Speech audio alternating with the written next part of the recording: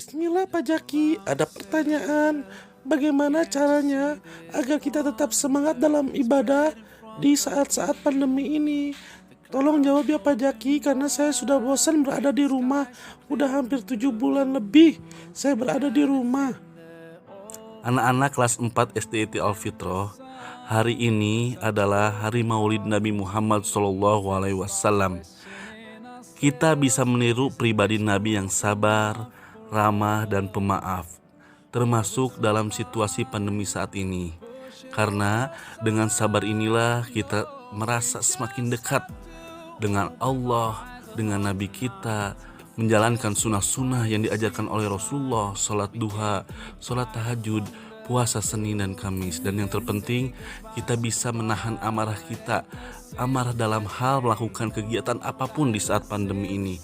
Karena kata Rasulullah, orang yang jago itu bukan orang yang jago berkelahi, tapi yang bisa menahan amarahnya.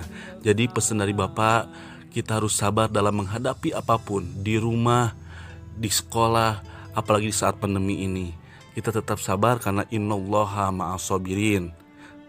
Terima kasih anak-anak.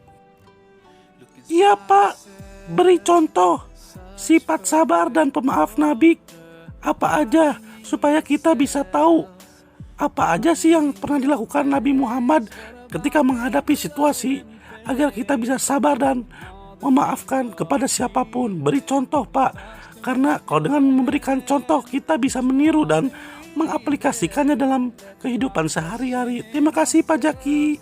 Contohnya, ketika Nabi hendak ke masjid, ada seorang kafir Quraisy yang meludahinya. Keesokan harinya, kafir Quraisy itu pun meludahinya.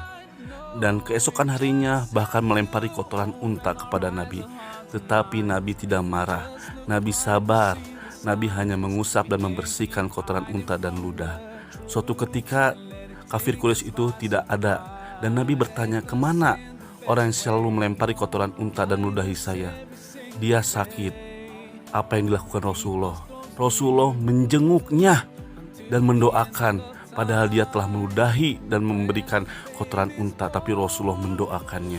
Akhirnya karena sifat mulia yang sabar dan pemaaf itu, orang kafir itu masuk Islam dan bersahadat di hadapan Rasulullah Sallallahu Alaihi Wasallam. Itulah sifat sabar dan pemaaf, ada hikmahnya. Dan mudah-mudahan kalian bisa mengaplikasikannya ya anak-anak. Terima kasih. Terima kasih Pak Jaki. Alhamdulillah, ceritanya membuat kita semakin sayang kepada Nabi Muhammad. Mudah-mudahan di yaumil akhir nanti kita mendapatkan syafaat dan bisa bertemu dengan Nabi Muhammad SAW.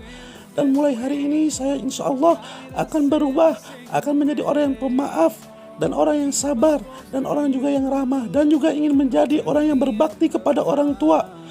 Kalaupun disuruh sama orang tua, saya akan langsung nurut. Karena Rasulullah bersabda, yang harus dihormati adalah orang tua, yang harus dihormati adalah ibu, dan yang harus disayangi adalah kedua orang tua kita, supaya kita bisa memberikan mahkota di surga kepada kedua orang tua kita. Terima kasih Pak Jaki, dan semoga kita bertemu lagi nanti di tatap muka secara langsung. Assalamualaikum Pak Jaki, saya pulang dulu.